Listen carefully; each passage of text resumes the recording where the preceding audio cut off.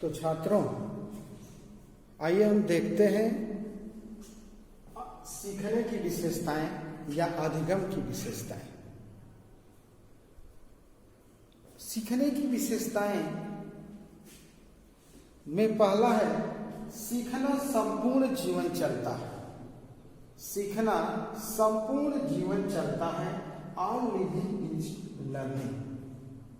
सीखना संपूर्ण जीवन चलता है। इसके बारे में हम आपको बता चुके हैं कि कैसे संपूर्ण जीवन चलता है, यानी सीखने की प्रक्रिया आजीवन चलती रहती है।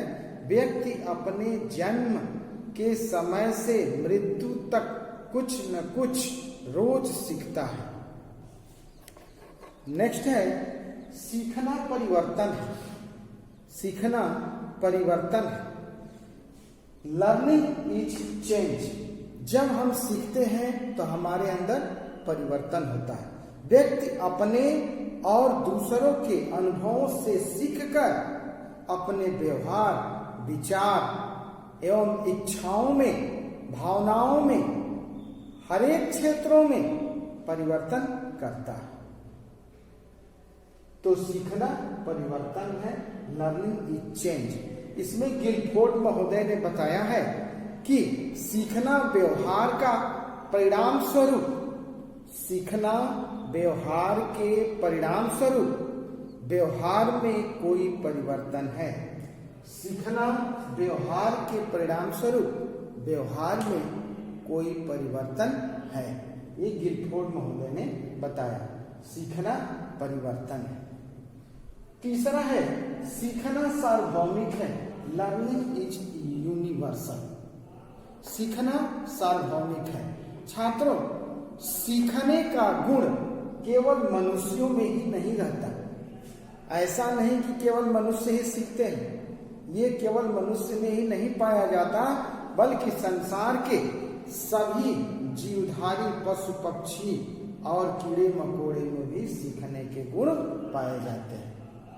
तो ये सभी सीखते हैं, इसलिए कहा गया है लर्निंग इज यूनिवर्सल। नेक्स्ट है सीखना विकास है। सीखना विकास है।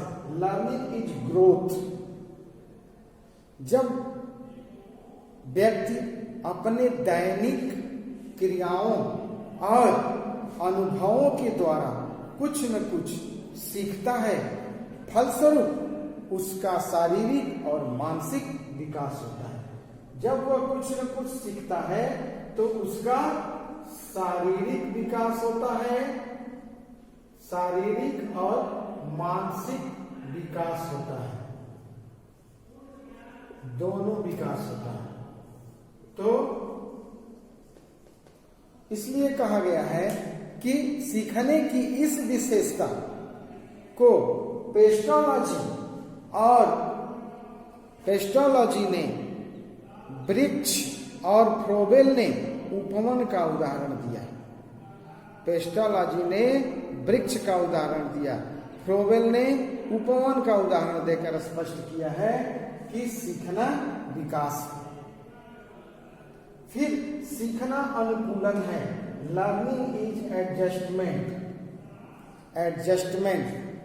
Learning is adjustment. सीखना वातावरण के अनुकूल करने के लिए, सीखना वातावरण के अनुकूल करने के लिए आवश्यक है। सीखकर ही व्यक्ति नई परिस्थितियों में अपना अनुकूलन कर सकता है।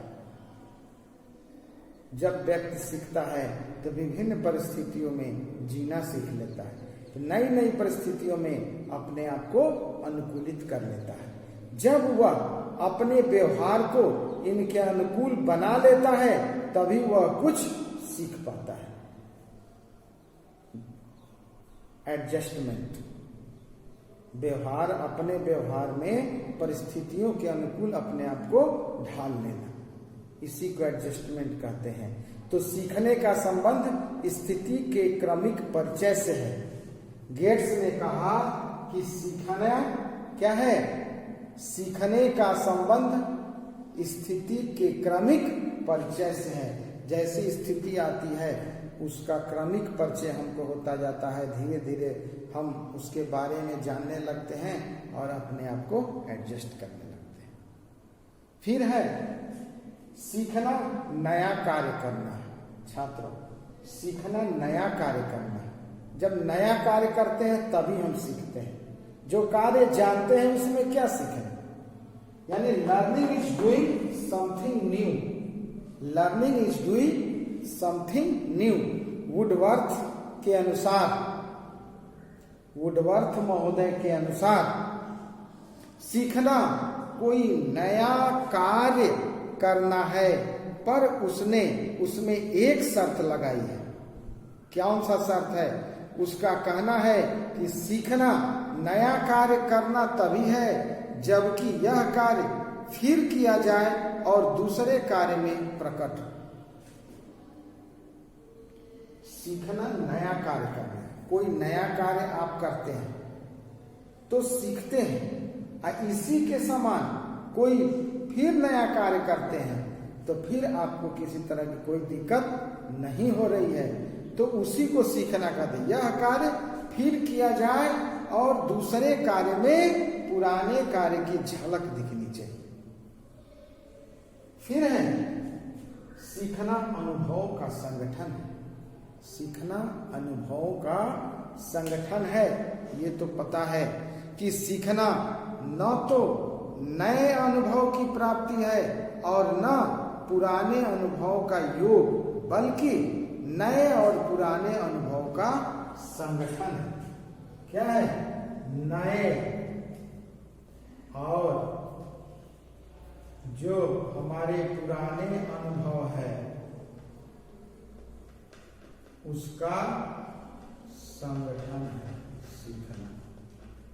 नए अनुभवों का संगठन, नए और पुराने अनुभव का संगठन है। छात्रों, वैसे कहा जाता है कि जैसे जैसे व्यक्ति नए अनुभव द्वारा नई बातें सीखता जाता है, वैसे वैसे वह अपनी आवश्यकता के अनुसार अपने अनुभव को संगठित करता है। अपनी आवश्यकता के अनुसार अपने नए नए अनुभव को संगठित करने लगता है। नेक्स्ट है सीखना व्यक्तिगत व सामाजिक दोनों है। Learning is both individual and social. सीखना व्यक्तिगत और सामाजिक दोनों है। कैसे? सीखना व्यक्तिगत कार्य तो है, व्यक्तिगत कोई पर्सनली कोई सीखता है, ये व्यक्तिगत कार्य तो है, पर इससे भी अधिक सामाजिक है। सीखना व्यक्तिगत कार्य तो है लेकिन सामाजिक भी है। कैसे? योकम एम सिम्पसन ने कहा है कि सीखना सामाजिक है क्योंकि किसी प्रकार के सामाजिक वातावरण के अभाव में व्यक्ति का सीखना असंभव है। सामाजिक वातावरण के अभाव में व्यक्ति का सीखना असंभव है। सामाजिक वातावरण के में बच्चे जल्दी सीखते हैं। नेक्स्ट है सीखना वातावरण की उपज है। सीखना वातावरण की उपज है। Learning is product of environment. Learning is product of environment. सीखना वातावरण की उपज है। कैसे? सीखना खाली में नहीं होता, रिक्तता में नहीं होता, उस वातावरण के प्रति प्रतिक्रिया के रूप में होता है जिसमें व्यक्ति रहता है। बालक का संबंध जैसे वातावरण से होता है वैसे ही बातें वह सीखता है। जैसे जिस प्रकार का वातावरण रहता है बालक वैसा ही सीखता है। यही कारण है कि आजकल इस बात पर बल दिया जाता है कि विद्यालय इतना उपयुक्त और प्रभावशाली वातावरण उपस्थित करे कि बालक अधिक से अधिक अच्छी बातों को सीख सके। इसलिए विद्यालय का वातावरण स्वच्छ होना चाहिए। ताकि बालक अच्छे से अच्छी चीजें सीखे और अपने जीवन में उसका उपयोग करे। तो छात्रों, सीखना वातावरण की उपज है। सीखना खोज करना है। Learning is discovery. सीखना खोज करना है। भाई नई नई चीजें हम सीखते हैं तो नई नई चीजें खोज करते हैं। छात्रों, वास्तविक सीखना किसी बात की खोज करना होता है। इस प्रकार के सीखने में व्यक्ति विभिन्न प्रकार के प्रयास करके स्वयं एक परिणाम पर पहुंचता है। स्वयं एक परिणाम पर पहुंचता है। मार्सेल महोदय ने बताया है कि सीखना उस बात को खोजने और जानने का कार्य है। सीखना उस बात को खोजने और जानने का कार्य है जिसे एक व्यक्ति खोजना और जानना चाहता है। सीखना उस बात को खोजने और जानने का कार्य है जिसे एक व्यक्ति खोजना और जानना चाहता है। इसलिए कहा गया है सीखना खोज करना है। सीखना खोज करना है। तो छात्रों, ये रही सीखने की विशेषताएं। और भी बहुत सारी विशेषताएं हैं जो आप अपने मन से भी लिख सकते हैं। जैसे सीखना सक्रिय है। हमने बताया सीखना एक सक्रिय प्रतिक्रिया है। इसी तरह सीखना सक्रिय है। सीखना विवेकपूर्ण है। सीखना उद्देश्यपूर्ण है। भाई किसी न किसी उद्देश्य के साथ ही हम सीखते हैं। हमारा उद्देश्य प्रबल होता है तो सीखने की क्रिया उतनी अधिक तीव्र होती है। तो सीखना उद्देश्यपूर्ण है। तो ये रहा सीखने की विशेषताएं। छात्रों, अब हम चर्चा करेंगे सीखने की प्रभावशाली विधियां। सीखने की प्रभावशाली विधियां। किन विधियों के माध्यम से हम सीखेंगे, कैसे सीखेंगे, किन विधियों के माध्यम से, कौन कौन सी विधि हमारे लिए उपयुक्त है। तो सीखने की विधियां, प्रभावशाली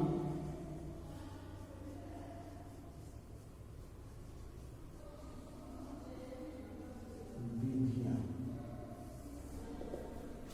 छात्रों, सीखने की प्रभावशाली विधियां, इफेक्टिव मेथड ऑफ लर्निंग।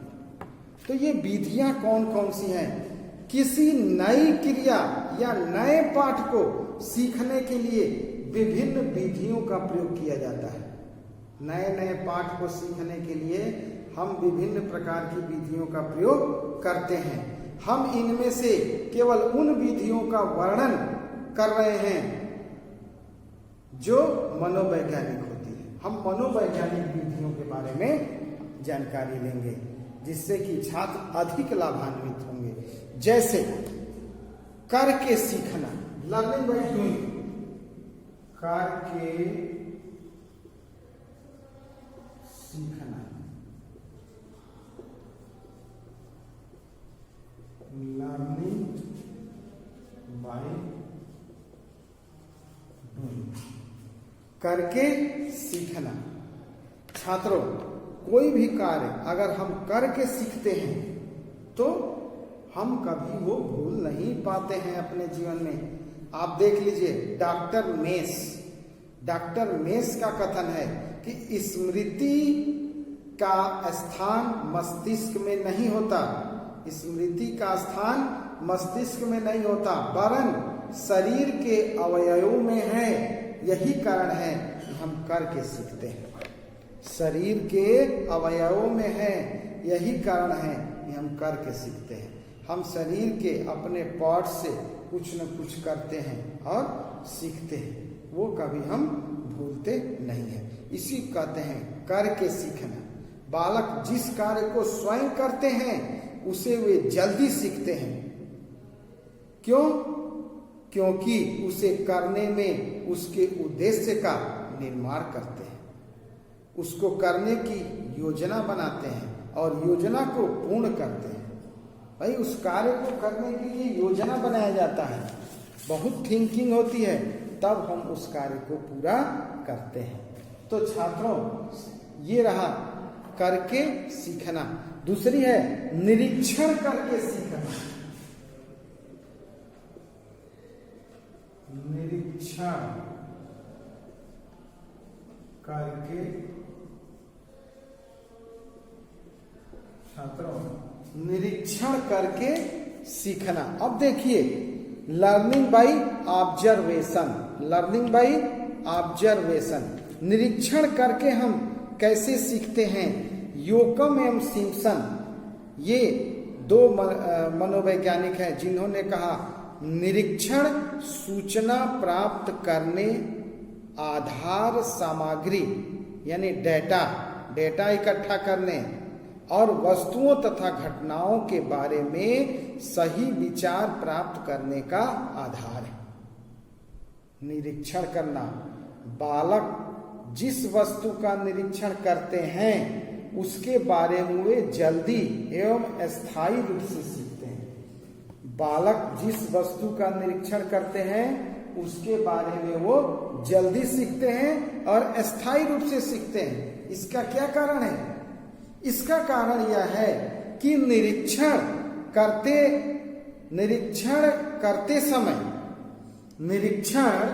करते समय वे उस वस्तु को छूते हैं या प्रयोग करते हैं या उसके बारे में बातचीत करते हैं। इस प्रकार वे अपनी एक से अधिक इंद्रियों का प्रयोग करते हैं, उसके बारे में बात करते हैं या कुछ करते हैं तो अपनी इंद्री का प्रयोग करते हैं। फलस्वरूप उसके स्मृति पटल पर उस वस्तु का स्पष्ट चित्र अंकित हो जाता है। फिर है सामूहिक विधियों द्वारा सीखना। सामूहिक विधियों द्वारा, सामूहिक विधियों द्वारा सीखना। सामूहिक विधि, जब हम नई बातों की खोज करना एक प्रकार का सीखना है, ठीक। तो सीखने का कार्य व्यक्तिगत और सामूहिक होता है। तो इन दोनों सामूहिक विधियों को अधिक उपयोगी और प्रभावशाली माना जाता है।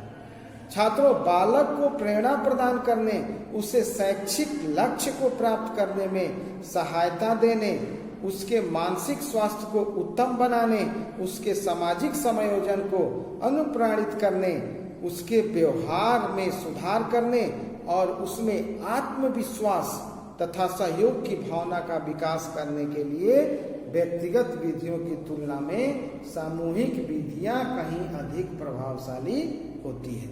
तो सामूहिक विधियों द्वारा भी सीखा जा सकता है। फिर है परीक्षण करके सीखना।